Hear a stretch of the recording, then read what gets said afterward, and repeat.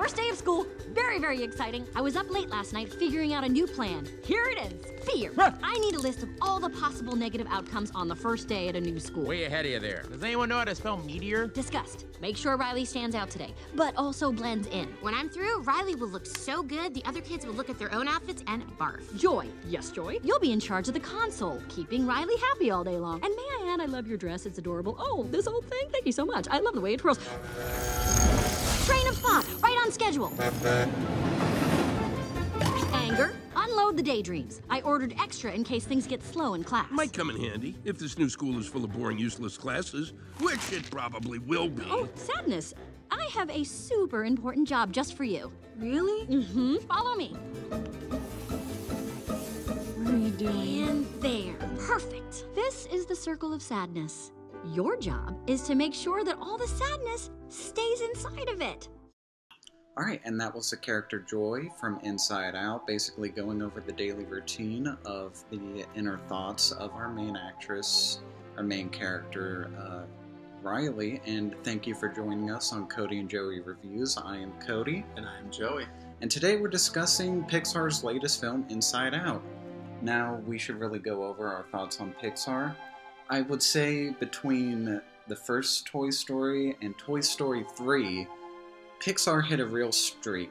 Like, they had classics, just numerous great films that I enjoy, from like Monsters, Inc., Finding Nemo, The Incredibles, the Toy Story sequels, as well as the original.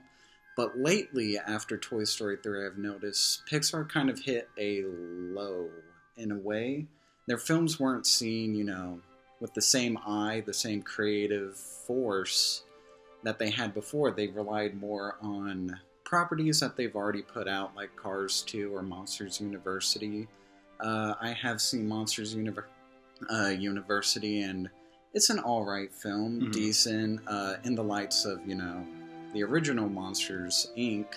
It's not that great, and of course I haven't seen Brave or Cars 2. Honestly, they didn't interest me. This is the first time, though, since Toy Story 3, I really felt that Pixar was giving us something original, something to really look forward to.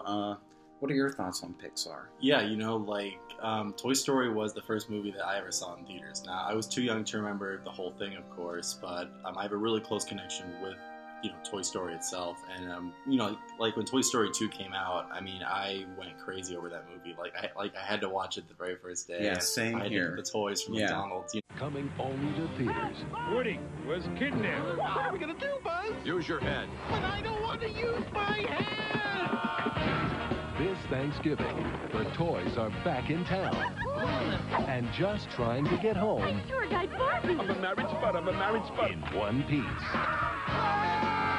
Tom Hanks, Tim Allen, Toy Story 2. Ride like the wind, Bullseye! Rated G. Starts Wednesday, November 24th at a theater near you. You know, the whole thing. Oh yeah, it was big. So definitely, you know, after that, Pixar continued to make great movies. And for me, I mean, I always kind of stuck with Toy Story. So, like, when there was, like, Finding Nemo or, like, Incredibles, yeah, like, I'd go see them, but, like, my anticipation wasn't as high for them. But I still really loved the movies. And I feel like what made them work is that you have characters that you really love. And there's just a lot of love in the movie. Like, I mean, these are really, like, uplifting films that Pixar does. Now, yeah, I think, like, you know, I think, like you mentioned, after Toy Story 3, they kind of went a tad downhill with Cars 2. That was their first Rotten review, or, you know, like, Rotten Tomato meter score on Rotten Tomatoes. Yeah, and I think the general, you know, consensus of that movie wasn't totally great. I haven't seen it myself. I don't really have any interest in seeing it because the first Cars was okay, and honestly, none of the trailers made it look any interesting at all. So, and like with Inside Out now, you know, since we started doing these reviews, I definitely wanted to give it a try. I mean, this is a brand new Pixar movie, and the reviews have been solid. But besides that, I mean, I wanted to give my own verdict. And after watching it, I fell in love with the film. I mean, to me, it stayed true to what made the original Pixar films great. I mean, you have amazing characters that you really love, you have a beautiful story, and you have the interaction of two different worlds. And that's what was kind of fun. Like with Toy Story, you have the toys kind of operating their own little business, if you will, in terms of trying to keep Andy happy. And in this movie, you have all of the different like emotions working together to keep Riley happy.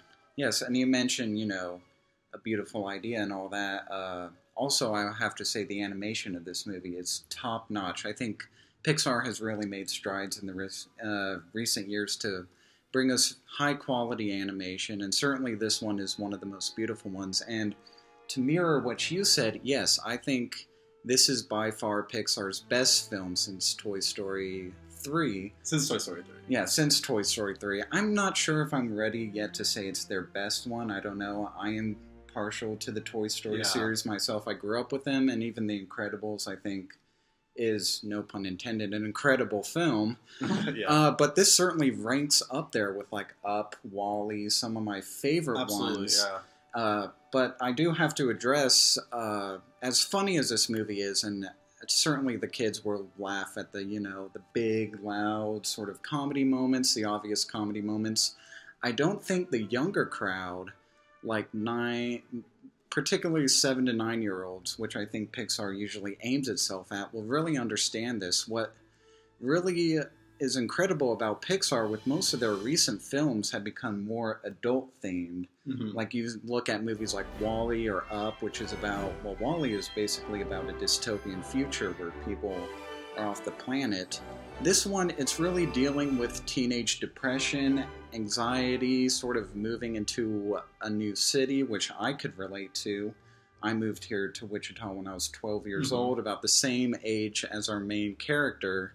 And certainly I remember all those feelings, coming to a new school, meeting new friends, sort of missing my old city. So certainly the themes in this movie are more mature than I think younger kids would handle. Certainly teenagers, preteens, and certainly adults will relate with what's going on. But I don't think necessarily younger kids will understand what's going on in this movie.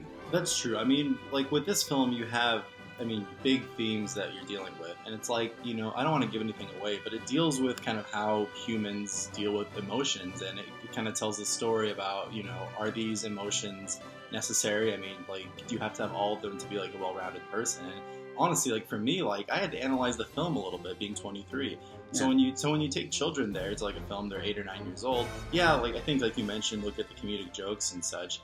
But I wouldn't have been surprised if Pixar would have aimed the film towards a higher age group. Now that being said, I think what's great about Pixar films is that they make it to where all ages can enjoy the movie. Like it can be both a kids movie and it can be an adult mature movie as well. So you have all those things. And I really like the story because you had this character called Joy, and she's kind of like the protagonist. She kind of reminded me of Woody. She was the taller character as well, and she really had to kind of keep things in order. She was the voice of reason, and she kind of operated the whole business. And then you had Sadness, which kind of came in, and Sadness was almost like a threat to that business, if you will, the same way that Woody felt like Buzz was like a threat to him. Yeah, obvious parallels. So in the movie, I think it's a beautiful story about these two emotions kind of, trying to, ultimately team up to try to fix the issue with Riley. Yeah, trying to work together and also making it a theme of it's okay to be sad, Throughout the first 3/4 of the movie, Joy is trying to say, no, we must be happy and all that. Well, by the end of the movie, it's saying, well, it's okay to be sad. It's okay to be in a different place and be scared and sad and wanting to go back. And it's sort of dealing with that sort of anxiety through metaphor, through these, I don't know exactly what to call them. They never give them a name, sort of, I guess I'll call them mind people, the people that run your mind. The emotions of the mind or something. Yeah. And obviously, other Pixar films are an influence. I was getting a lot of Finding Nemo, the fact that joy and sadness get lost in Riley's subconscious, much like Nemo gets lost into the big sea. That's perfect, yeah. So, yeah, definitely, if I were to rate this film, I would say it's probably one of my favorite films of this year. I'm trying to think of all the films I've seen this year, and even some of my favorite ones, like Jurassic World or Kingsman, this is ranking right up at the top for me so far in 2015. This is my favorite movie because it does deal with those harder themes. I could personally relate to our main protagonist.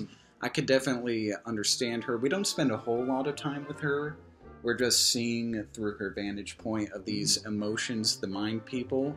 But definitely through that vantage point, and even seeing the character in her daily life, I could totally relate and totally buy into it. So, yeah, I'm going to have to give it 5 out of 5 stars. I think it is one of Pixar's best, and definitely I think everyone should go out and see this. And, I mean, I'm going to give the film the same score. I'm going to give it a 5 out of 5. I mean, this movie has it all. Like, you have characters that you love, you have the funny characters, you have the sad characters. And, I mean, this movie definitely got me at certain points. I mean, it's a really, emotional roller coaster that you take in this film. But at the same time, like, you can bring your kids to the movie and they can enjoy it, and they can come back 10 years later and appreciate the film even more by understanding the themes with the movie. Yeah. So I'm definitely giving this a 5 out of 5. Yeah, definitely kids who go see the movie now can come back 10 years later and sort of, they can sort of see it as a way of dealing through metaphor about what they're going through. It's sort of a perfect coming-of-age movie about dealing with those emotions. And certainly, you said it got to you. I think I almost had a few moments where I cried in the theater. It was just, I think Pixar has really done an amazing job, and certainly it's a movie that everyone should go out and see. I agree with you 1,000% on that. Well, all right, well, thank you for joining us for Cody and Joey Reviews. And stay tuned.